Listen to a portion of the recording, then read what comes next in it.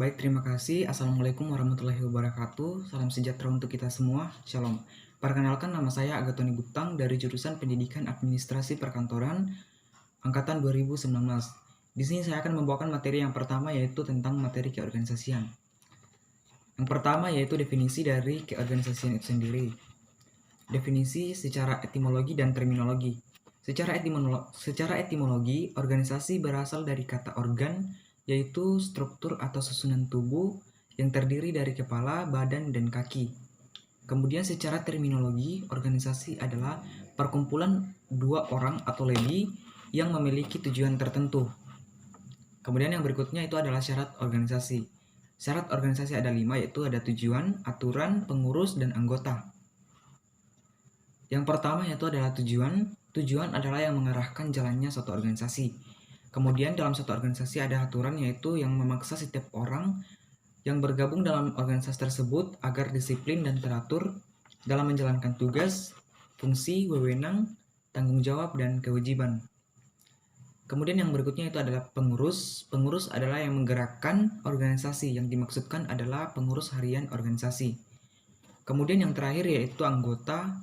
Anggota adalah yang digerakkan bukan dalam artian tidak memiliki hak untuk bertindak ketika ada pelanggaran yang dilakukan oleh pengurus. Kemudian yang ketiga yaitu adalah jenis-jenis organisasi. Yaitu ada 3, yaitu formal, non-formal, dan informal. Organisasi non-formal adalah organisasi yang memiliki aturan yang dipahami secara umum dan tidak tertulis seperti kelompok masyarakat di suatu lingkungan.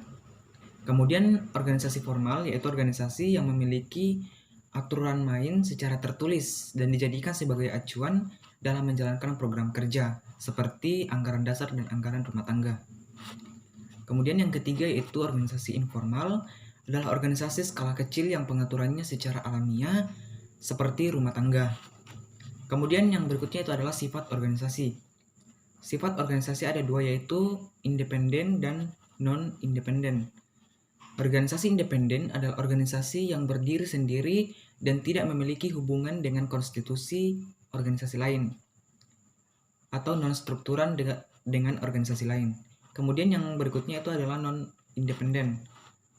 Non-independen adalah organisasi yang memiliki hubungan konstitusi dengan organisasi lain. Kemudian yang kelima yaitu macam-macam organisasi. Yang pertama ada profit dan non-profit. Organisasi profit adalah organisasi yang mencari keuntungan, secara khusus mencari keuntungan dari segi keuangan, seperti PT, koperasi, dan pertokohan. Kemudian organisasi non-profit adalah organisasi yang mengedepankan pengembangan keilmuan. Yang berikutnya itu adalah perangkat organisasi. Organisasi memiliki perangkat yang jelas, baik itu organisasi taktis maupun organisasi teknis, organisasi formal, non-formal, dan sebagainya. Yang pertama itu adalah perangkat lunak. Perangkat lunak dalam suatu organisasi adalah AD/ART atau anggaran dasar dan anggaran rumah tangga, dan aturan sejenis khusus untuk organisasi di bawah naungan negara. Kemudian undang-undang dasar untuk organisasi kenegaraan. Kemudian yang kedua yaitu perangkat keras.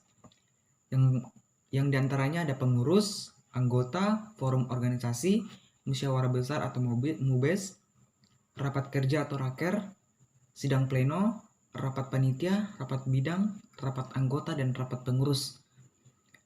Yang pertama itu adalah pengurus. Pengurus yang dimaksud adalah secara keseluruhan dan tidak dibatasi, hanya ada pengurus harian atau pengurus inti organisasi yang menjadi penggerak dalam mencapai kesuksesan dan tidak suatu organisasi. Contoh seperti hierarki khusus pengurus LRCOM, DIHAP, Dewan Penasehat, Dewan Pertimbangan Organisasi atau DPO, pengurus definitif, dan di dalamnya adalah ketua umum, bendum, dan bidang-bidang. Kemudian yang berikutnya adalah anggota. Anggota yang dimaksud adalah secara keseluruhan.